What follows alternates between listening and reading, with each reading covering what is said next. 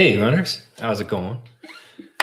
It's day 7 since having tracked the wind solo session for the talk.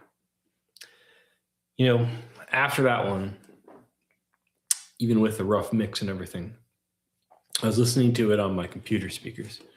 And I have to say, it was that moment where you go from, hey, I love this, to, man, I hate that. The uke wasn't coming through with enough volume. It sounded kind of thin. I'd done all kinds of stuff in mix to try to do it, but needless to say, I'm not a mix engineer.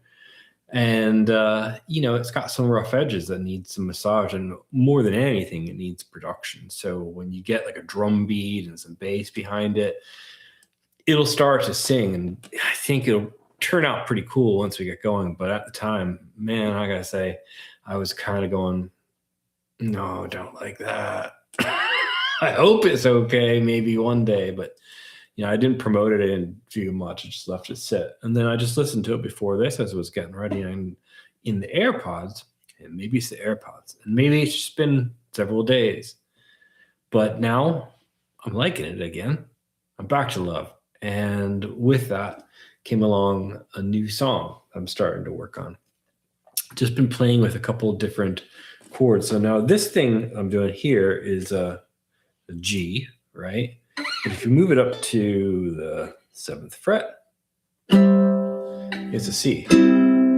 But it sounds cool. In a kind of a more of a soprano-y ukulele sort of way, I suppose. I think part of the problem here is it does sound just a little thin and plinky plink. Which, hey, if you like that sort of soprano ukulele thing, you do you. But we're trying to rock a little, so that's not going to cut it. But I'll show you something that I came up with which makes it work. In the meantime, here's how that riff goes.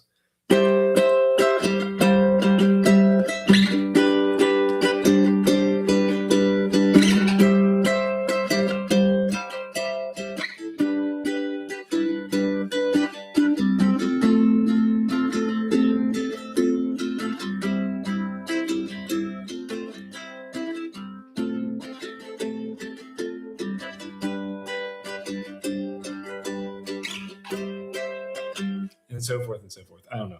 I haven't really figured out how that works. I think you got something like this going on. And those are slash chords. So you got this kind of droning that C. So when I play my F, that's what that was coming down. Just that accent. It's not really a C anymore. I cut back to it again. And I go this F/C. I don't know. Slash, I guess, is where you're playing 2 chords or some broken thing. If it says slash, you just figure out what the tab says. But we'll call this one an F/C. Anyway, that's what I got so far, right? This little part in the end with a...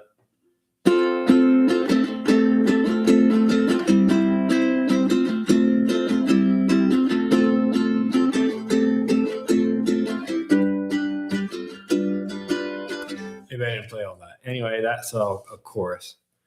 So your verse is kind of around.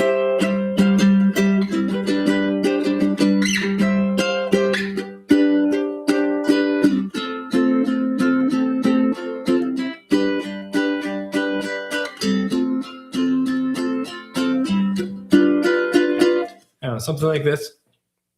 And then we get that chorus.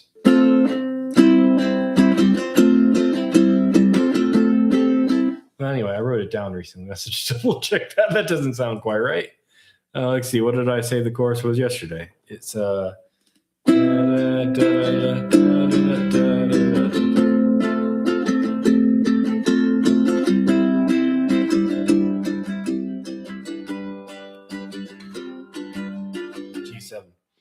Yeah. Okay. So there you go. It's just been developed like within the last few days, so I'm a little rough on how it goes.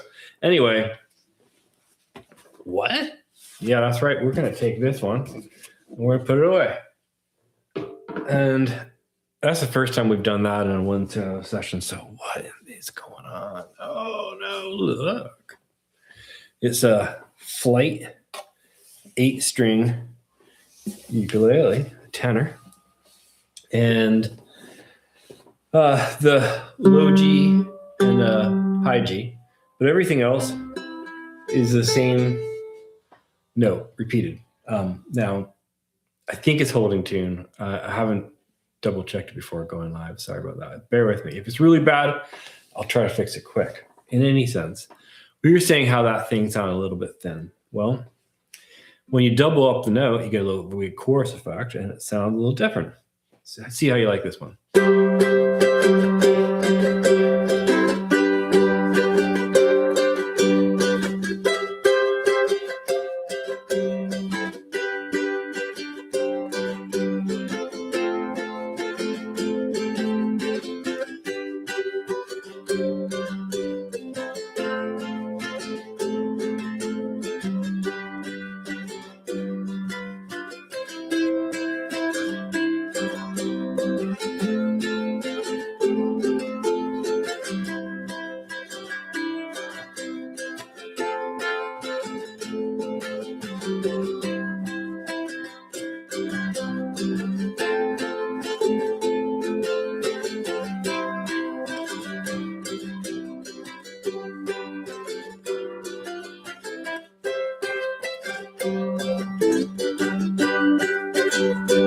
Okay, so this is really flat.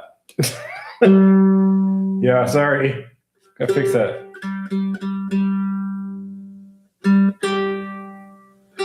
Yeah, that's the problem with these. They do go out of tune while you're first breaking them in, and there's twice as many strings to do that with, so it doesn't take much. And it's been a little cold here recently. We got a little bit of snow, which is unusual for Atlanta.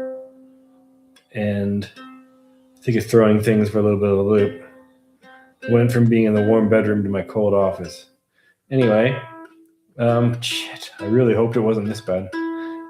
Anyway, I'm working on getting it. We'll play it real quickie for you in a second. But what you were hearing is the idea of how the verse and the chorus can interplay. And when we start adding those extra notes to the end of it, where I'm kind of lifting up and going off of a string, that's where I'm creating some accents. So we take our C and we turn it into like a C add 9. And we've got a F that becomes an A minor 7, no 5. I don't know. This is what it is when you look them up, right? People will understand music theory, recognize these chords straight off. And I just like it when I put my fingers here, it sounds a little bit different. So I have to look it up a little bit later. It just sounds cool. So we're going to go with that. And it's a perfect tune. Well, it's close enough to be able to make it sound a little bit better. So you don't hear that flat, but you get the idea of how that chorus sounds off of playing the 8 string, right? It's a little bit cooler for this sort of song, I think. So lyrics, I got nothing. I don't know what the song is called even, so you're seeing it untitled or retitled once I figure a title out. But today is untitled. So I kind of had this idea that the melody over the top of this might be some kind of like, I don't know, I'm going to call it Jesus and Mary Chain kind of thing. I'm reaching back, but they're good. Check them out. In any sense, if we do keep the vocal a little low, and I'll just make up some stuff. So it's like a...